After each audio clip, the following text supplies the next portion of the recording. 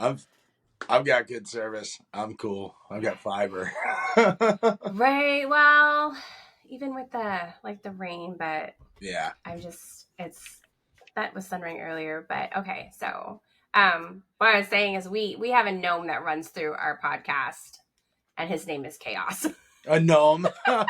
Yes, we have a gnome. Every so often likes to make his appearance in one way, shape, or form. We've had all kinds of stuff happen on this show, and we're like, it stays. Like the Perfect. chaos parts, they just stay. Yeah. Our introduction was welcome to our chaos. love Paul, welcome to the chaos. That's Chatting Underground, where we love to chit chat with our underground music creators and bring their story above ground. We're gonna call that chaos today. That's chaos. That's great. Wow. So yeah, welcome to our show. I try to find. Okay. Yes. Thank you, chaos. Whoa. What's Stop up, calling chaos? Whew.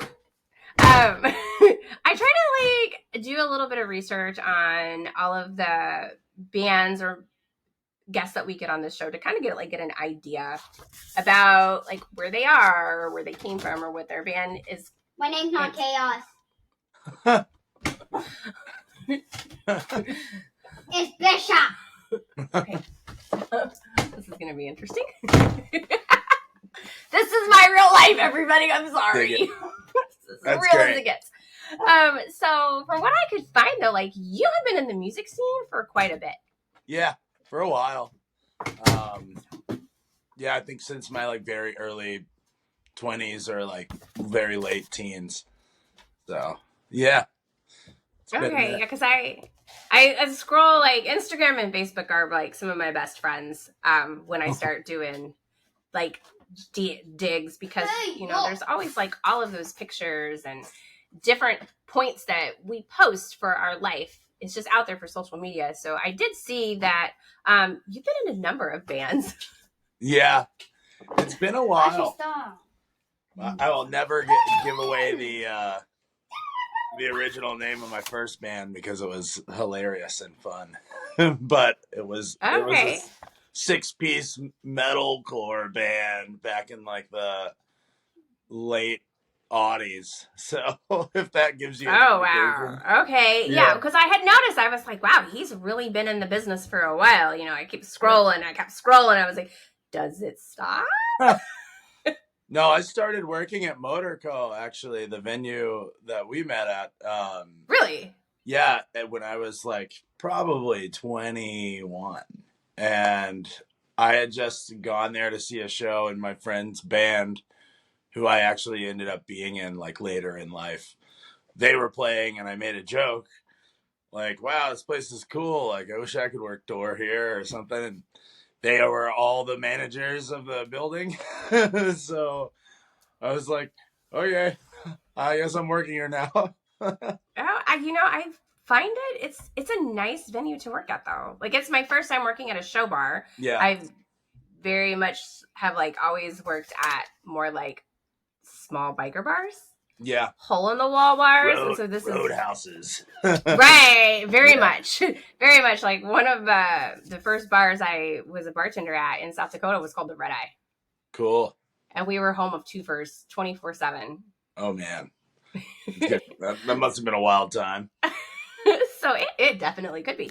So to go from working on kind of like those bars to working in a show bar, it's a very different atmosphere, but I feel like Motorco is pretty relaxed. Like it has a good relaxed atmosphere where they just want to have fun. Yeah. Well, I won't delve into the dirty secrets of the anarchy days of Motorco. But yeah, I used to roast in that parking lot when they had it. I was like the parking attendant. I would run food. I would like bar back and do door. I've had to like clean that place up from like 450 Duke students going nuts. Like so many nights of my life, But that's how I started learning how to be, part of a music scene and part of Well, I guess that's not really where I started to learn, but that's where it was like, oh, okay, this is all kind of just like a bunch of friends hanging out. Because I grew up in a very small town, so before that, it was like, whoa, we're playing Raleigh, cool, you know? Yeah. Yeah, Okay. yeah. So that was really where I got connected to a lot of the people that I still know and love now, including people in my band. So yeah. Okay. So Yeah. that was one of my other questions is as I was scrolling through your social media, are the members that are in your band now, were they in previous bands before? Yeah, Steven, the drummer of Geeked, he was in a band called Dog's Eyes with me. It was kind of like if you took D-Beat and Sleep, you know, like stoner metal, and kind of married them a bit. That's kind of it was like groovy kind of whatever you'd call that genre. But yeah, he and I played in that band for years together. And then that sort of went its own way, you know, but then other than that, I had never played in a band with Ash or Jordan, but they were both ideal people to start and have on as a band, you know. Steven came in as our second drummer. We used to have a drummer named Ethan who plays in that band Weird God, who is very, very good, but he wanted to kind of focus on that project and Country Fetish, his other band. Yeah, so Steven stepped in, and now we've been that unit for almost 2 years, if not a little longer. So okay, so yeah. each band has been out for about 2 years. Well, we've been a band since 2020. We started in 2020. Okay. I guess I'd say like our first show was when we finally had a full band, but like we started writing music, me and Jordan, in the summer of 2020. So yeah, I'd say like 3 or 4 years now at this point. It's been pretty crazy. So that's cool. Yeah. Yeah. So I did see like that in 2023 you guys dropped, whoa, the camera went out, an EP album called Assassin. Asinine. Sorry, I don't know where I got assassin from yet. I haven't spelled out because I was like, when I put it in and YouTube tried to like change it. I'm like, no, that's not what that's not what I put in. I put ass-I-9. It's something that we would make fun of on a long drive, Alex, the way it's spelled. Yeah. ASSININE. Yeah. Ass-I-9. Asinine, yeah. Nine. S-I-9. Yeah, it's definitely like we have this, Alex and I have this thing like when we're on road trips, we will find like signs for towns or we just make fun of them. We get bored. Yeah. Definitely. There's so many like, good ones. Yeah, and you know, like from here to DC, there's several of them, like Manassas. Yeah. Manassas. I grew up going to Manassas a lot, actually. My dad lived in Dumfries, Virginia. Oh, Dumfries. Dumfries, yeah, exactly. Yeah. Yeah. And then on the way up, you see like Dinwiddie, Virginia, you know, which there is a band called the Dinwiddies based off of that name. Yeah. Yeah. There's Tight Squeeze, Virginia. Yeah, we make fun of a lot of those places. So when I saw that, I was like, this is totally one of those things that Alex and I would make fun of on a drive. Yeah, that's great. So it's easy to remember. So I saw that. I already added 2 of the songs to our Chatting Underground playlist that we have created in YouTube. Alex, I'm going to add it to your personal playlist so you can check it out. They're kind of heavy, so they're right up where your alley of music. Alex likes a lot more of the like really newer kind of heavy stuff. Cool. Yeah. I'm still stuck in my like operatic metal. Oh yeah. I'm still very much a goth metal fan. I love it. Opeth in there. Yeah. Nice. So I always just add the stuff that we find. But so I did add a couple of the songs off that EP. Do you guys have plans for another? Yeah. Down the road, like longer, full. We just actually had a single come out on a comp from Feel Free Records in Carborough. So we have a song. It's called Normal Boy, BOI, you know. and that's out on Bandcamp and on tape right now. And then we have plans. We've been talking to a friend of ours who like produces some records, and we have plans to do maybe another like 6-song EP just to get another one out there. We have probably like 9 songs that aren't recorded right now that are all in the either done or in various stages of being almost done. So, we're going to record like 6 of them and probably put it out as another little EP at the beginning of the year, like next year. So, Fun. Yeah. So hopefully that'll all happen in December, the recording and all that. Unless somebody says that, they want to pay for it all. But until then, we got to play some shows. So right. You got to, you're like, where's my money tree? Where's my money tree? I wish it fell from heaven or didn't exist at all. But, it doesn't do that. So got to figure it out. But right. No, it's not that one. This is this band.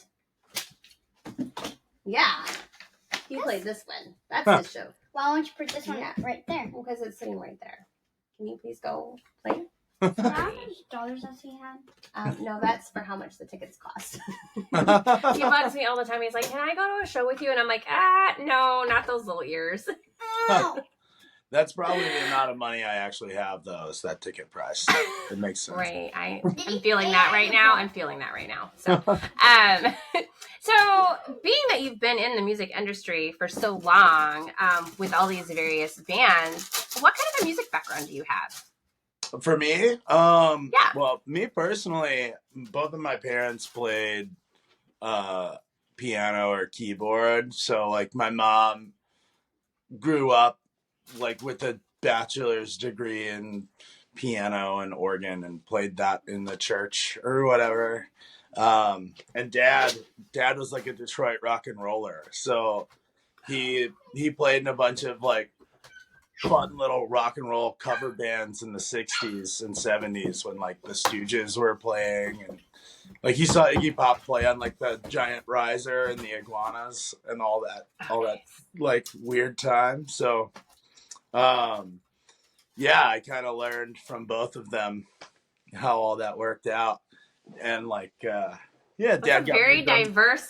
Yeah. It's a very diverse combination right there. Yeah. To create your music from. Yeah. And like me and Jordan have similar things where like we lived in small towns with religious parents. So we had to like play in the church band or whatever to do anything related to music. So I ended up making like a survival method out of it because I at a certain point lived in a church and was just like playing drums for the church band as like rent, and then I would go party on the weekends and like in the evenings away from all of those people, so hey, you gotta do what you gotta do, right? Yeah. So that, kind of started with all that, and then I've sort of always been somebody that is very loud vocally, so I guess I just sort of started singing, just to be fun.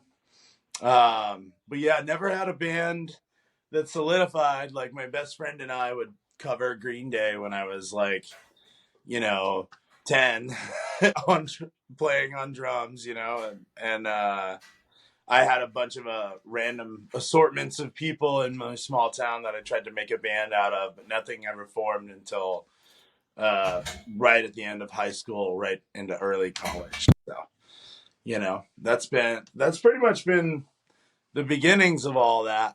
And then from there on, it's just whatever was available and fun at the time. And it's been great.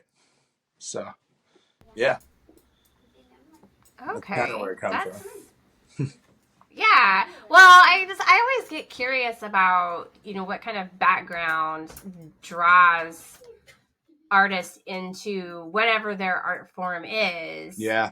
Because when I was younger, while I loved music, dancing was where I fit. So that's how I got into my art later on, was because I was a dancer. So I didn't have a lot of background. Mine was hanging out outside, dancing in the front yard. But, that just kind of like leads. So like, I get curious about like, what are those stories that get you to where you're at? Oh yeah. Well, like I said, me and Jordan both grew up in separate small towns. I can speak to his experience a bit, but it was a lot of playing religious music because we had to do that because our parents made us, or like that was the only spot to fit in and play music.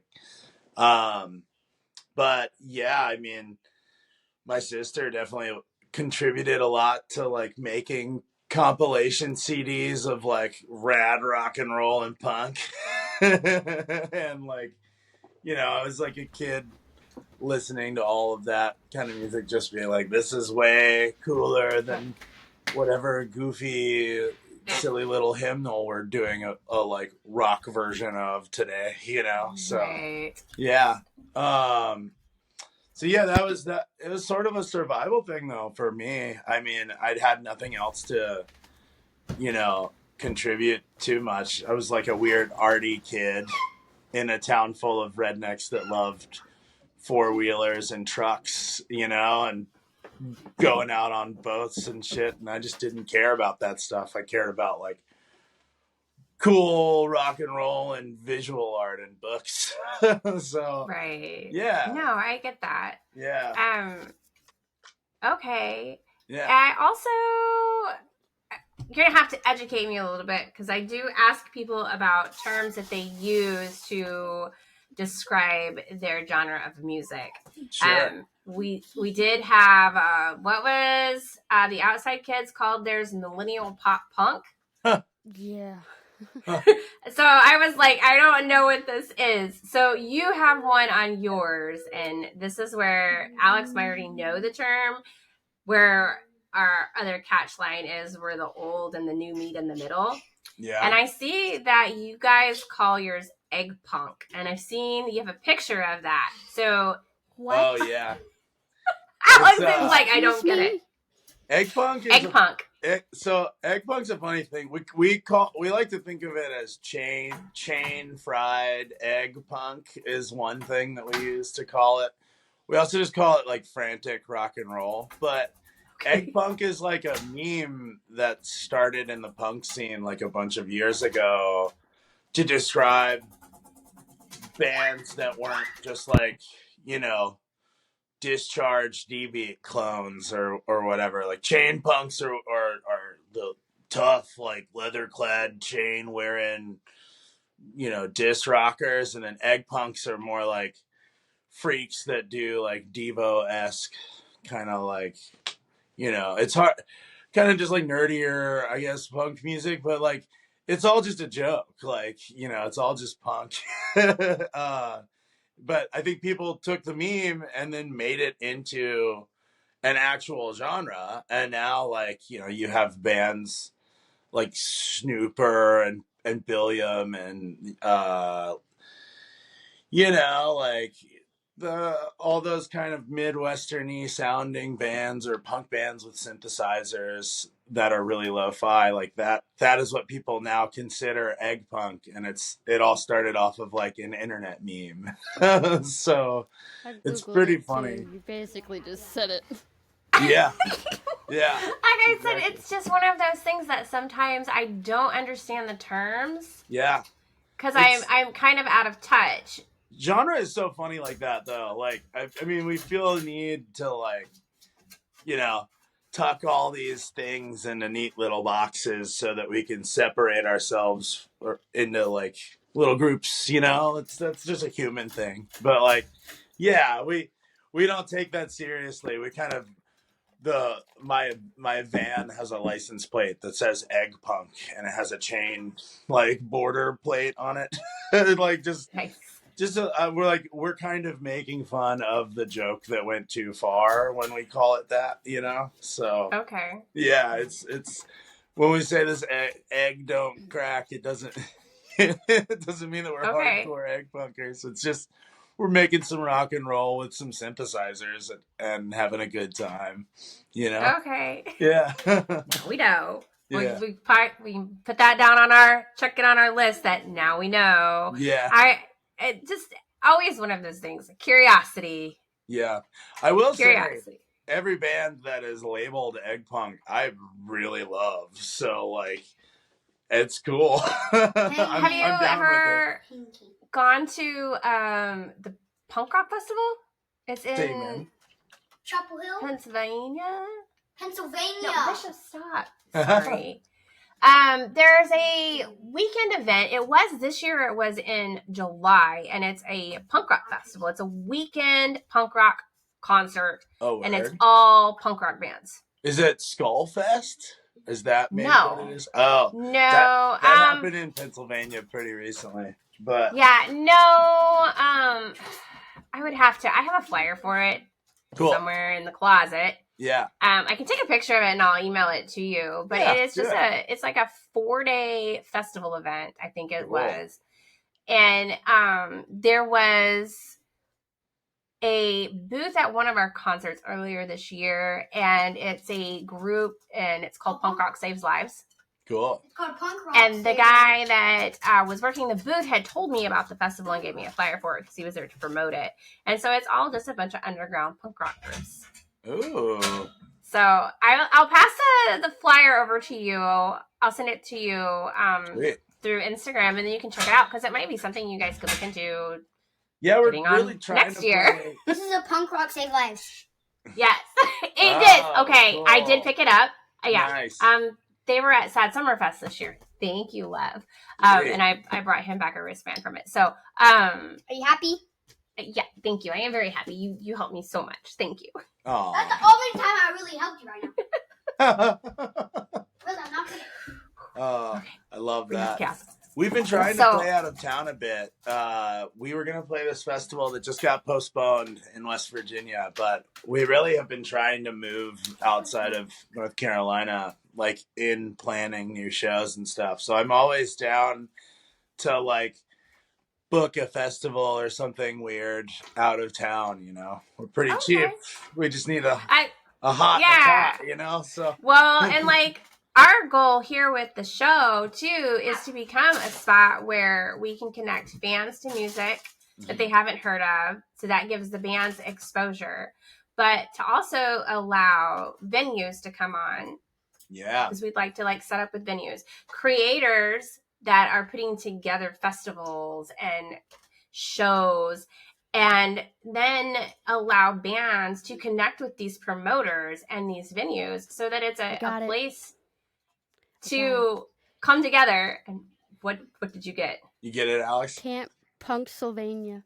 That's it right there. Pennsylvania. Cool. Awesome, Alex. Okay. Yeah. But I have a flyer for it. So, but yeah, that is exactly what it was. It was Camp Punksylvania. I've got a lot of friends up in Pennsylvania, actually, so I would love to go up there and hang, you know. It's good. Yeah, I think it was like right after 4th of July this year, and I was like, there's no way I could swing that because we had just moved, and I was like, paying double rent. I was like, I can't afford this. Yeah. But yeah, David was saying, he was like, it's all underground groups that just get together for a whole weekend. They're all small. They're not like super well-known bands, but it attracts a lot of people. You know, a lot of fans come in to hang out with these groups. And ultimately, that's what our goal is to like connect. I want to be a connecting spot. Cool. I love that. At a point to help bands like you find those places to where you can be like, hey, I got an empty day. Maybe Kitty's got somebody down the pipeline. And I can be like, oh, you know what? Let me pass you over to these 5 people. Sweet. Ultimately, that's where I would like to be, because I like to like host parties and stuff. So this is like my online party world. Well, that's how it happens too. I mean, there are small things that become big things in music if they happen, you know, often enough and people see it. I mean, big bands don't just come from nowhere unless they're made by like a record label, you know. So great. Yeah, it takes that network of friends and small caches of people working together to make a good scene and like to make touring happen. So great. And that's the way it's always been. I feel like in punk too, it's like, you know, you look at all these documentaries and you have old punkers saying like, well, you don't have a map, you have list of band names in each state, you know, like, and that's just how it is. You know, they just know who to play with or know who to hit up. Did you watch a lot of VH1 Behind the Music? You know, a little bit. I watched more VH1 like reality TV shows back in the day. Oh, I was big into like the VH1 Behind the Music. I liked like the stories behind like they're already big and they're famous, but yeah, I'm always curious like how did you get there? I want to know how you got there because if you can get there, I guess in my brain sometimes I'm like if that was how you got there, can I replicate something of what you did? Like can I take a piece of what you did, turn it into something that's my own, and then get somewhere? Like how can I learn from your thing and take a little bit away from it, I guess? Yeah. It's always some combination of hard work and good luck, you know? Like and then a million stories of like, well, me and Dave were drinking at like 3 a.m. and then we thought about this song title. You know, it's like it's always a weird combination of all of those things, the social, the work, and the luck, you know? Or revenge. But, yeah. How many of those stories are revenge stories? Like, I got booted from the band, and I just was like, now I got to do better than them. Yeah, that's Megadeth, you know? I just watched that one. I listened to it. I listened to a lot of podcasts and movies and stuff like that while I work during my day job, and I had just listened to that one the other day, and I was like, really? That's how that started? Yeah. Yeah, it should have been Lars. Sorry. Right? You know? I was just like, that's insane. But I don't know that I could do something just for revenge or spite like that. Yeah, I think eventually my drive would run out. Yeah, I just want to have fun. That's the point of it all, you know? It's like, if you're having a good time and you get to do a cool thing, then it doesn't matter where you're doing it. And then the more places you get to do it, it's more fun, and you get to meet new cool people. And that's just really what it's become for me, you know? I don't really ever think that we're gonna do anything big, but we're trying to do some fun stuff, you know? So that's kind of where we're at now, you know? But just keeping it easy and low key, and then if something happens, it happens. Okay, so I'm gonna backtrack down memory lane here for a second on your Instagram page. So I see that at one point you were in a band and you did do a little bit of a nationwide tour. Oh, this is an oft confused thing in my life, actually. Oh, yeah. Is it? So my job for the past 10 years has been to be a lighting designer. And so I worked at the Cat's Cradle for like 10-ish years, doing lighting design there and working there. But then now I tour with bands, or I used to tour with bands. So I've done lights for bands on national tours, and I get hired to go do that for fun. It's pretty fun. But yeah, I've never been in a nationally touring band yet. Yeah. The most I've ever toured with my own band is up East Coast and back down and back home. So okay. Yeah. I came up because I had noticed that you had been with the Wonder Years. Yeah. And that like they had just played at Sad Summerfest. So we just saw them over the summer at Sad Summerfest. Mm-hmm. And I was like, oh, that's kind of a cool little thing to do. Yeah. So, okay. I worked a tour with them right before COVID. Like I filled in for one of their lighting guy because he was doing a bigger tour, and then COVID happened. I was actually going to move to Philly, and I had put all of my stuff in a storage unit and went on tour with them. And I thought I was going to go for like 4 weeks or something, and it ended up being only like 2, and then COVID happened, and I had to land back in Carborough on Jordan's couch, our guitar player's couch, and that is sort of like I started just like living in his house. And that's sort of how we started the like, well, we're both bored, let's just make music kind of deal. So But look yeah. where it turned. It's turned out to be something good though. Yeah. Correct. Yeah. That's Yeah, kind of how, you know, life works for us sometimes. Yeah, I've stopped touring this year so much just because I want to be a local person and also have more time to do geek stuff. So that's actually also starting to pay off too, you know. So it's cool. It's been it's been good to be around a little bit more. When you tour a lot as a working person, it's a very draining thing, or at least it can be. So yeah.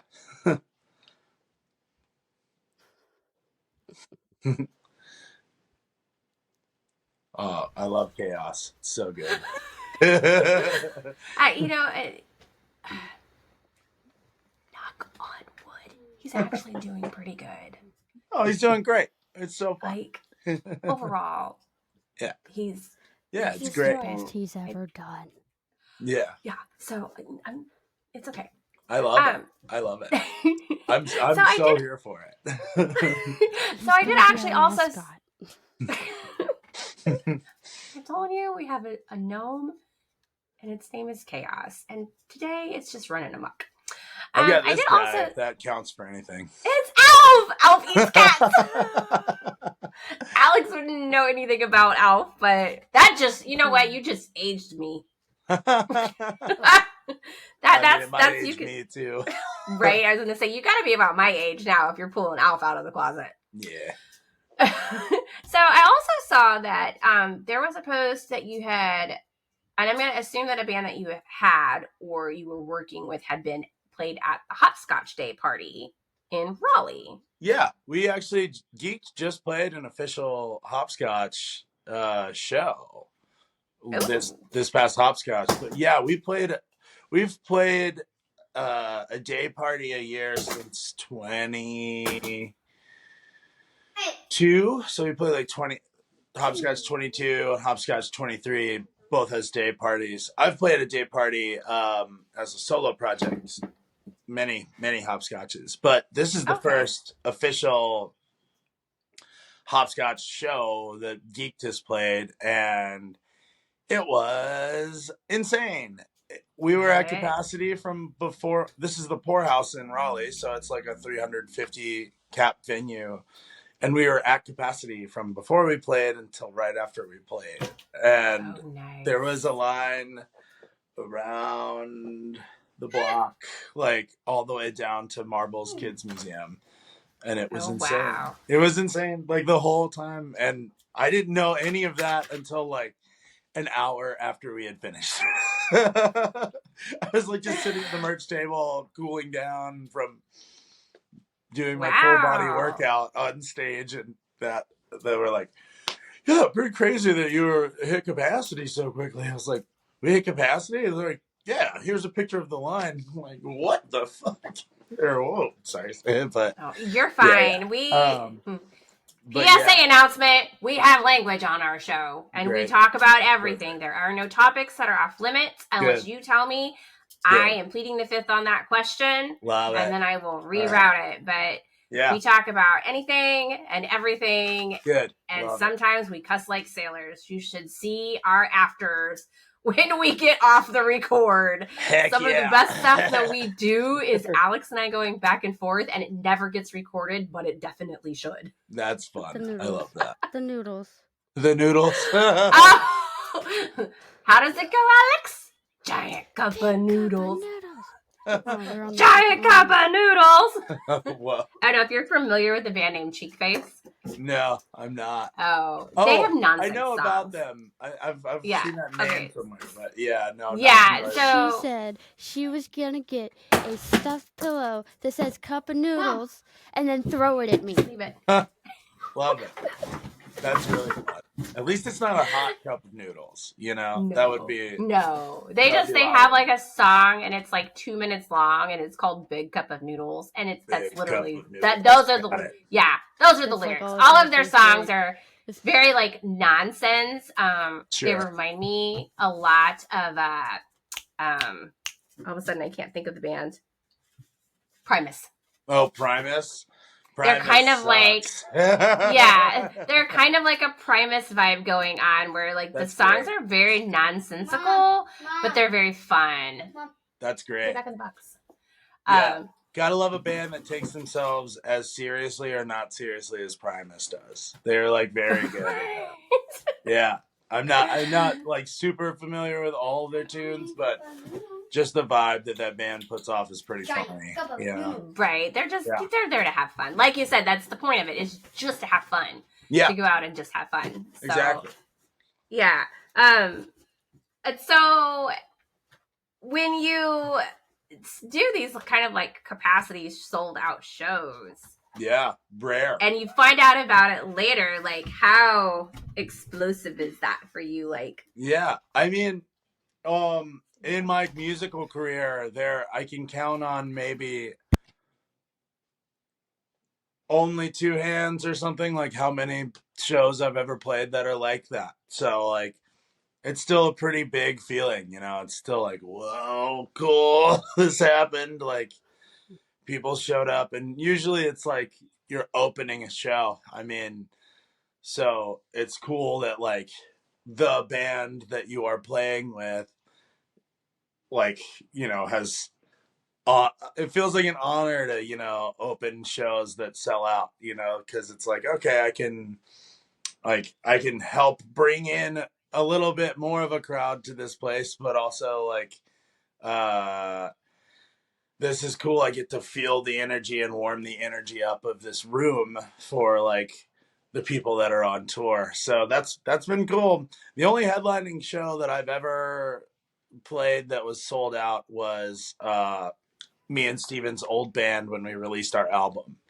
We like lucked out and we got rad bands. We got this band Weakress from Asheville and Torch Runner from Greensboro to open somehow, because they were just like, yeah, let's do it, and that sold out. So like that was cool, but it's still really electric. It's still like, oh my god, there's like 300 people here, like this room is packed and hot and no one can move around, and everyone's trying to move around in a good way, you know. So it's fun, but it's still mind-blowing, you know.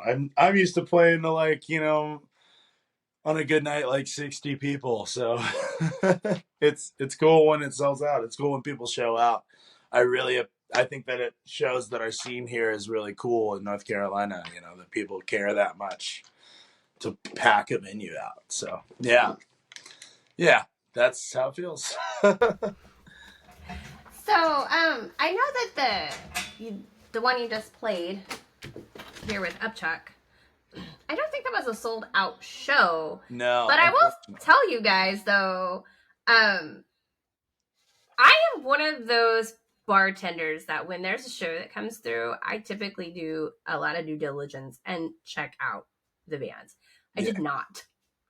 I was not on my best bartending, get pumped up. But I will say though, it was fun. It was a good show. Yeah, cool. I had a lot of fun at that show. I mean, you guys took the stage and I was like, huh, what is this?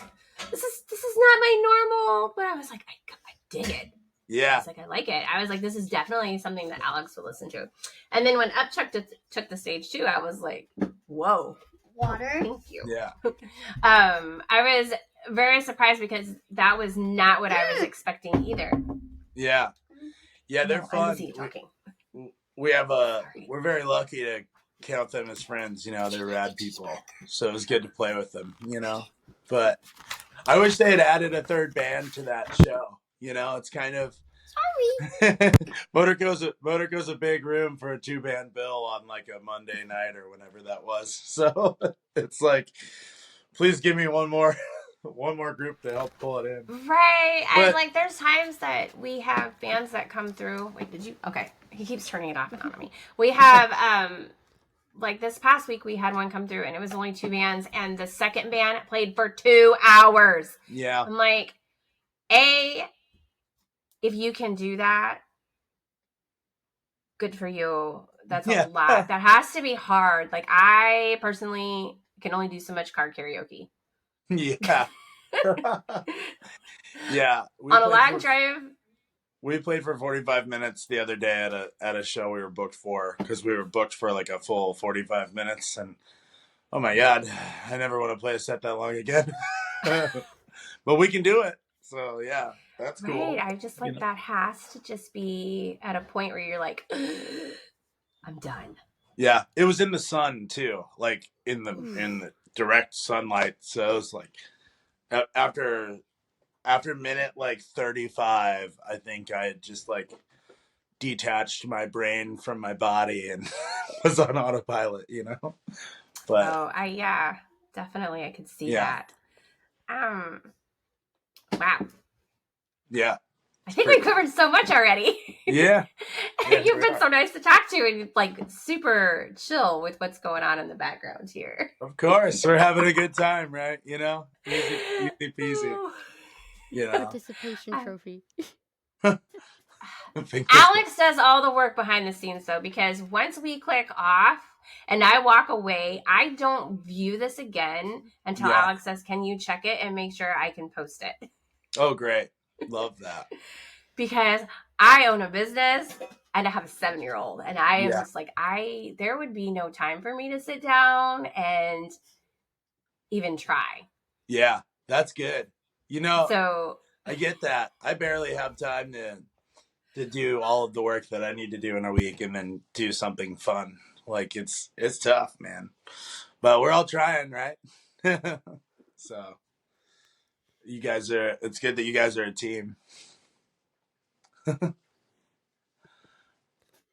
I'm also going to make something very special for you. Okay. I love 7-year-old energy, man. It's good style. You know? I miss that energy where I could just go, and never stop. stop. I were saying, you know, before we clicked the start button, you're like, oh, that I was that kid. And now I want to talk to your parents and be like, how did you do this? Because, okay, I have 3 other kids, but none of them even compare to where this one little boy is at. Yeah. Well, like his energy is, he wakes up in the morning going 1,000,000 miles an hour. Yep, I know how that goes. And when he finally passes out at the end of the night, he's still going 1,000,000 miles an hour. I'm like, can I borrow some of that 10% of this from you in my day? Yeah. Because I could get so much more done. Yeah. My girlfriend says that I go to sleep when I stop talking. Like, that's exactly. Just talk until I'm asleep. Yes. Yes. There will be nights I'm like, there'll be some nights I'll be in the kitchen doing something and I'm like, wait, the house got quiet. Yeah. And I'll walk around the corner and he's passed out. I'm like, well, that explains it. He's asleep. Yep. Yeah. I used to have to wake up during COVID. I polished concrete floors, and you have to like wake up really early to go to construction sites. And I'd have to I got picked up by my friend at like 5 a.m. and I'd without a sip of my coffee or anything, just walking like, hey man, how's it going? Like, how you feeling? And he just like, shut up. I get your friend's point on that one, because that's how I am sometimes in the morning. I'm like, I just have to look down and be like, I'm not there yet, little man. I'm not there yet. Yeah. One of these days he's gonna look at me, he's gonna be like, well, you need to get there. You're like the old Ford Mustang in the middle of South Dakota winter trying to warm up. Yes. Yes, I am Emily in the middle of winter in South Dakota being like, nope, not today. Yeah. I know that Midwest vibe. My dad's from Detroit, so like those winters are brutal, man. They're brutal. That's why we moved. We were just at that point. Yeah, I have a lot of contacts. A lot of you are only our second band interview from this Durham area, even though we live here, because we have so many contacts back in the Midwest. Yeah. So when we started this, like our first interview was with a longtime friend of ours named Scott, and does a lot of like band promotion and setting up shows in the Midwest, but he also is in a Misfits tribute band. Yeah, that's fun. So he like led us into all of these other groups from the Midwest. So I still get like emails and like, hey, can we? I'm like, yes, fabulous. It's all done online. We can do this. But at the same time, I'm like, I'm still looking for local bands to spotlight for like Durham or, you know, Raleigh, or even if I could like branch out, if you know somebody who wants to be on, send them my way from other areas. If we're doing shout outs, I've got you covered, man.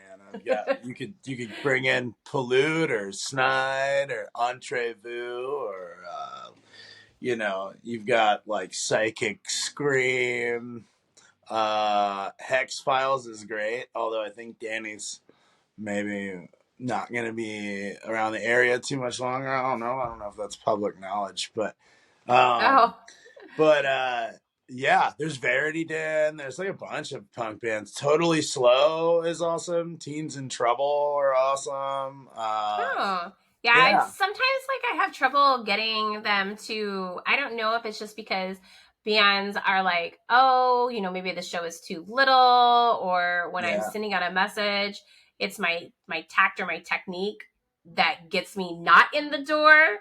So sometimes I just have to catch them like I did you at the venue and be like, hey, this is who I am and this is what I got going. Yeah, I'm sure if you hit up any of those bands I mentioned, most of them would be down. So awesome. We've never done that. This is my first podcast ever. I've never done. Same for Geeks. Like we did an interview for that festival in West Virginia, but now that's all going to be postponed, so that won't come out. We might have to do it again. But yeah, like this is the first. Okay. This is like the one of the first official interviews anyone has done for this band, so that's kind of fun. Yeah. Yay. Yeah, you get premiere. I like to be the first. Makes me feel good. Yeah, you know. I mean, we're small, you know, so no surprise, but that's cool. I'm glad to be on here, you know. Yeah, we're glad to have you on here. I like to share what I hear when I'm working, and I like to like spread it out to the world. So. Rad. I love that. Last one? Yes, it is. Do you have any more? No, I do not. I need a little. I don't have any more. I'm sorry. Just give me a bag of chips. I don't have any more. I'm sorry. If you wait till I'm almost done, I'll help you, okay? No, I'm already cooking. Oh, okay. Well, then you better get back in there. I want a cookie. I'm doing I want a cookie. No, he said he's already cooking. Oh, he's cooking. Got it. Grandpa's in there. Oh, good. Yeah. I was about to say, your house is about to burn down. Yeah, I was going to say, hopefully you have a fireproof oven, you know? Yeah, Grandpa's in there. Nice. So, easy. Yeah. Hell yeah. Cool. Love it. So, yeah. So, before we kind of jump off, because we're running up on our hour mark, do you have any upcoming, like, tour dates coming up or shows between, like, here and now and the end of the year? Yeah, right now for what's exactly on the books, from the top of my head, we're playing, I don't know when this will come out, but we're playing September 26th in Raleigh at Neptune's with Cal Marks and Shut Ups, which is going to be really good show. We're playing in Roanoke, Virginia with, I believe we're playing with Ex-Parents and... Oh man, I'm so embarrassed. I'm bad with most dates because my work is a lot of shows. But as long as you come back from Roanoke, it'll be fine. Yeah. But our big thing that's coming up that has not been officially announced is we're working on a really fun show in December. So keep your eyes out for that, and hopefully that all comes together. But it's almost booked, and it's going to be really cool. And yeah, it might be more than one day. We'll see. So. Oh, fun. Yeah. And so also, where can people follow you at? Yeah. So we are at Geeked Out Geeks on all social media. Mostly because Geeked was just taken by some random guy in Montana. So if they want to ever sell that name to me, I'll pay you like $15 for it. And Sold. then you can stream our music on Spotify, Tidal, Apple Music, and I think we're on like Pandora. I found you on YouTube. Yeah, we're on YouTube. If you look up Geeked Asinine, spelled ASSININE, just asinine with an extra S, then that will land you wherever you need. So yeah. Oh, I also found it on Bandcamp. Yeah, we're on Bandcamp. That's the easiest way to pay us without for our music. If you want to pay us for our music, that's the most money we'll make off of it. So, yeah. Or merch tables. Yeah, I know. I always tell everybody, buy merch at shows. Buy merch at shows. One of us. Right. We are sporting our merch from concerts this summer because I'm sporting my Paracity because it's cold. Yeah. And Alex is wearing Melanie Martinez. Nice. Yeah, this is a venue. This is a venue that's like Motorhead themed from in Sacramento, California, that I went to one day. But I love it. Buy merch. Yeah, merch is cool. Support the bands. Do it. Buy their merch. Yeah, I think I have probably an entire closet full of just old band T-shirts, folded and stacked. They don't even fit anymore, but I just keep them for my hopes of losing weight and being able to fit them again. I have a friend that can turn them into a hoodie for you. Oh, there we go. Yeah, I could always turn them into a back patch. I got plenty of jackets. Do you have yours close, Alex? Huh? Oh. Alex has one too. We have a friend that does custom hoodies for us. Oh, that's fun. Out of our band shirts. Wow. Concert shirts. Oh, it's in your car? Yeah, I keep it in the car. I don't remember what it is. Yeah, we've had a couple of them made where I'll send him shirts and stuff, and then he custom makes. He cuts out the logos on them or the pictures on them, and then he stitches them on zip up hoodies. Cool. And then he'll add studs and stuff on them, and if you have a patch, he'll put a patch on there. I just don't know exactly where mine is either. But does he have a tag, a name on his I think we gave him one at one point, but he just kind of just does it if we just box a bunch of shirts up and take them to him. Classic and drop it off. Yeah. Right? Yeah. I just mail it all to him, and then he mails it all back to me done. I always tell him, you need to do this for, you can make money doing this for people because people don't have time to sit down and do this. Yeah. I mean, when I studied the strap for my guitar, it was just oh my God. I had to put out a long ass YouTube documentary and do that. And I finished the documentary before I finished the strap, So, yeah. Nice. But yeah, okay. So they can find you on pretty much all the things under what was it again? One more time? On social media, it's Geeked Out Geeks. We're mostly active on Instagram, though. I'm horrible at Twitter and Facebook and that, but we're there. We exist there. So follow us and see us post there once in a while. But Instagram's our main menace for that kind of stuff. And then streaming on all streaming services. So it's cool. Awesome. Yeah. All right. Yeah. Thank you so much for joining us. Yeah. Thanks for having me on the show. This is rad. Awesome. I love it. It's been fun. I love the chaos energy too, man. He's great. Well, thank you. Yeah, totally. So appreciate this. It's fun.